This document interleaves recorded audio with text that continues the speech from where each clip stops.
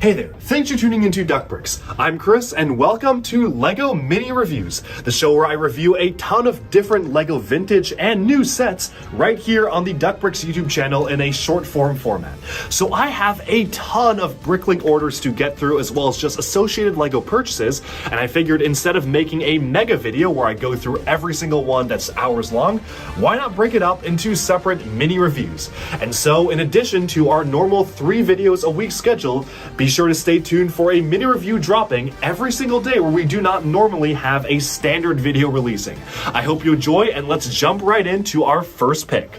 We have a LEGO playset here. This is the LEGO Legends of CHIMA Frozen Spike set. Surprisingly enough, I was at home, I was looking through all my Speedorz, and apparently I was missing 2. It was this one and one other one, which we are about to see, so I figured, why not just get them from Bricklink? I have no idea how or why I missed out on them. For all I know, maybe they're sitting at my house and I just didn't see them, but yeah, for whatever reason, I did not own this. So this is fully sealed. I'm quite excited to crack it open because CHIMA Speedorz were actually pretty good gimmick sets for what they were. I definitely like the older style better. The newer ones that they did for 2014, I wasn't the biggest fan of the aesthetic design here, just kind of making the prints, instead of being molded, mostly just, well, prints, but I do actually appreciate the Speedorz for what they were. I honestly kind of think they're a little more fun than Ninjago spinners, just in my opinion, so I am very excited to open this up, just building a brand new Legends of CHIMA set for the first time in a long time.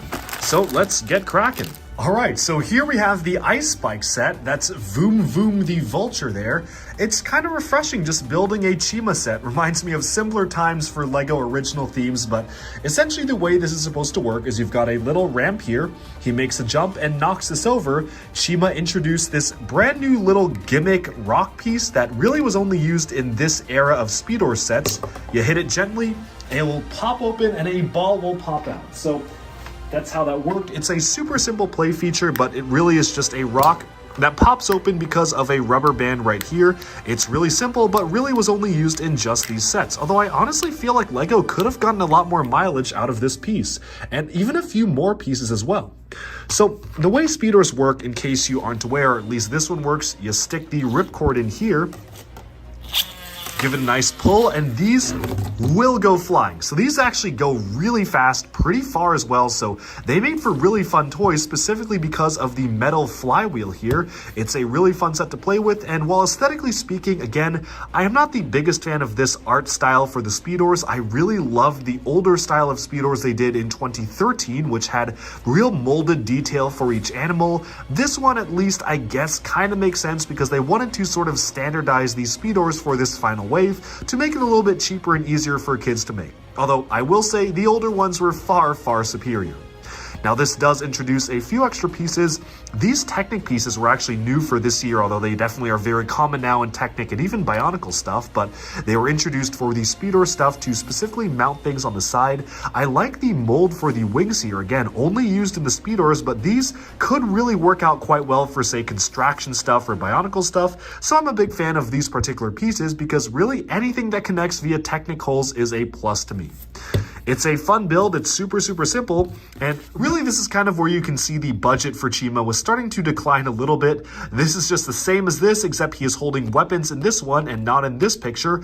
That being said, I do actually appreciate the inclusion of the cards to really make it seem like you're building different parts of the set that correspond to the cards. This one here is for the minifigure. This one is for the minifig with weapons. This here is for the rock with the ball inside of it.